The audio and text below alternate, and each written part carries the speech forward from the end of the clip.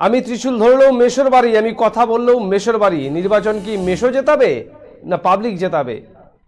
Vote পাবলিকের কাছে গিয়ে প্রচার করে, এরা শুধু তার বাড়ি যাচ্ছে। যখন আপনার আমার ইন্টারভিউ ছাপেন তখন আপনাদের টিআরপি বাড়ে, তৃণমূলের অফিসে কেউ আসে না, দিলীপ ঘোষকে নিয়ে ওদের লোক জোগাড় করতে হয়।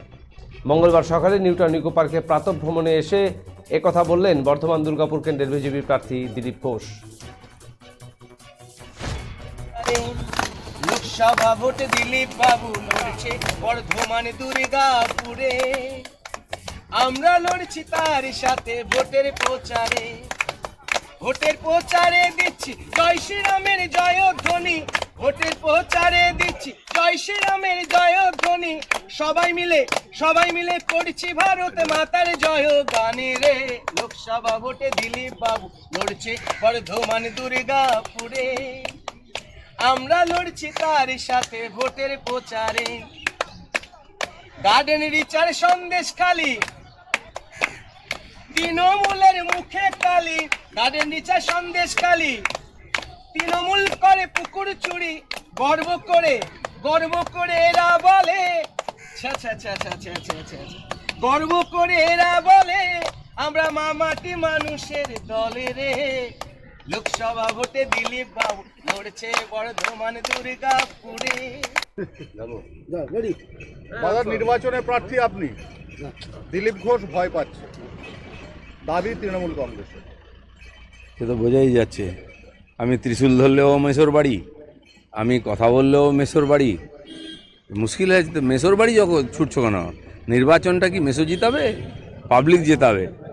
নির্বাচনে লোকে পাবলিকের কাছে গিয়ে প্রচার করে, এরা এই অফিস ওই অফিস, এর বাড়ি ওর বাড়ি। দিলীপ ঘোষকে কে ভয় পাচ্ছে পাবলিককে জিজ্ঞেস করুন। প্রচার করতে গিয়ে কখনো আপনি তৃণমূলের মঞ্চে চলে যাচ্ছেন, তৃণমূল কর্মীদের বিড়ম্বনায় ফেলছেন। যেমন আপনারা আমার ইন্টারভিউ ছাপলে আপনাদের টিআরপি বাড়ে, টিএমসির অফিসে কেউ আসে না, তার মিটিংয়ে কেউ, দিলীপ ঘোষকে নিয়ে ওদের লোক জোগাড় করতে হচ্ছে, টিআরপি বাড়াতে হচ্ছে। বাহানাগা রেল দুর্ঘটনা থেকে জাজপুর বাস দুর্ঘটনা, প্রত্যেকটা ক্ষেত্রেই দেখা যাচ্ছে পশ্চিমবঙ্গের মানুষ ইনভলভ, কিন্তু পশ্চিমবঙ্গ সরকারের রেসপন্স বা সাড়া অনেক দেরিতে আসছে, এবং ওড়িশা সরকার তারা অনেক প্রম্পটলি সেখানে কাজ করছে। মমতা ব্যানার্জি এবং তার লোকেরা গিয়ে ছবি তুলে খালি ফায়দা নেওয়ার চেষ্টা করেন। দুর্ভাগ্য আমাদের, সারা ভারতবর্ষে যেখানে অ্যাক্সিডেন্ট হোক বাংলার লোক মারা যাবে। বাংলা ছেড়ে লক্ষ লক্ষ মানুষ পেটের জন্য সারা ভারতবর্ষে ঘুরে বেড়াচ্ছে, সবচেয়ে রিস্কি কাজ করছে। আর কোনো ঘটনা হলে সেখানে মারা যাচ্ছে। কাশ্মীর থেকে কন্যাকুমারী, গুজরাট থেকে গুয়াহাটি, যেখানেই হবে বাঙালি সেখানে মারা যাচ্ছে। মালদার প্রচুর ছেলে মারা গেছিল মণিপুরে যখন রেলের ব্রিজ পড়ে গেছিলো। আমরা বালেশ্বরে দেখলাম, যেখানে যেখানে হচ্ছে অ্যাক্সিডেন্ট হচ্ছে। কেন বাঙালি কি ভিখারি হয়ে ঘুরে বেড়াবে, মরার জন্য জন্মেছে? কারা বাঙালি এর দুর্দশা করেছে? তারা আবার বড় কথা বলছে, কি করেছে, ভোট চাইছে। বাঙালিকে এখানকে থাকলে বন্দুক নিয়ে লড়াই করতে হবে, মারামারি করে মরতে হবে, ক্রিমিনাল হতে হবে, নাহলে কাটমানি নিয়ে বেঁচে থাকতে হবে। আর বাইরে গেলেও সে একই অবস্থা হবে। এই বাংলা কে চেয়েছে? তিনি নাকি আবার চান্স চাইছে, তিনি নাকি প্রধানমন্ত্রী হবেন। এক মুখ্যমন্ত্রী হয়ে বাংলাকে যা করেছেন, প্রধানমন্ত্রী যখন, হে ভগবান, দেশের কি অবস্থা হবে কি জানি। অভিষেক ব্যানার্জি চপারে যখন তল্লাশি হলো, এই কথাটা নির্বাচন কমিশন তার ফুল বেঞ্চ দিল্লিতে প্রায় 1 মাস আগে জানিয়ে দিয়েছিল যে ভিভিআইপি মুভমেন্ট যারা করবে তাদের চার্টার্ড ফ্লাইট এবং তাদের চপার এগুলো তল্লাশি হবে, এবং দায়িত্বটা দেওয়া হয়েছিল আয়কর দপ্তরকে। না, অভিষেকের তো আপত্তির কোনো এক্সকিউজের ব্যাপার নেই। আপনি দেখুন, এর আগের ইলেকশনে আমাদের নেতাদের চপার আর সার্চ করে, যেটা অধিকার আছে। এমসিসি লাগু হলে টাকা পয়সা অবৈধভাবে যাতায়াত করছে, অস্ত্র শস্ত্র যাচ্ছে, যায়। আমরা দেখেছি একসময় কংগ্রেসের রাজ্যপালের আর প্লেন অ্যাক্সিডেন্ট হয়েছিল, উপর থেকে হাজার হাজার টাকা, মানে কোটি কোটি টাকা ছড়িয়ে পড়েছিল, লোক কুড়িয়েছিল। আর সমস্ত নেতাদের গাড়িতে সার্চ করে টাকা পেয়েছে। কলকাতাতে তো বেয়ারিশ গাড়ি ঘুরে বেড়াচ্ছে কোটি কোটি টাকা নিয়ে। তো এমসিসি লাগু হলে ইলেকশন কমিশনের দায়িত্ব তারা বা কাউকে দিয়ে সার্চ করাবে।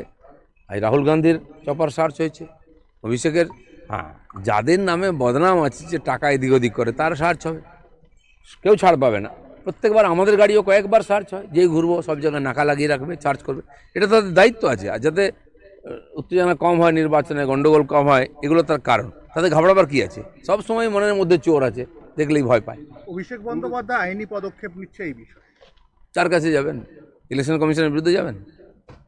কান মুলে দেবে। তো সেই জন্য এইসব না করে, যার লোকের কাছে এত কনফিডেন্স লো হয়ে গেছে, ইলেকশন লড়ার মানসিকতা নেই, হারার জন্য অজুহাত খোঁজা হচ্ছে এখন থেকে। ওই যে আমরা হেরে গেলাম, ওই যে চপার আটকে দিয়েছিল, ওই যে আমাদের টাকা তুলে নিল, এই আমাদের কর্মীদের ভয় দেখালো, এই যে সিবিআই লাগিয়ে দিল। হারবেন তো বটেই, এখন থেকে সব বাহানা খুঁজে নিচ্ছেন। 19শে এপ্রিল ভোট, তারপর 27শে এপ্রিল পর্যন্ত উত্তরবঙ্গে এই সমস্ত কোম্পানি কেন্দ্রীয় বাহিনী রেখে দেওয়ার সিদ্ধান্ত কমিশনের। এটার কারণ কি নিশীথ প্রামাণিক ভার্সেস উদয়ন গুহ?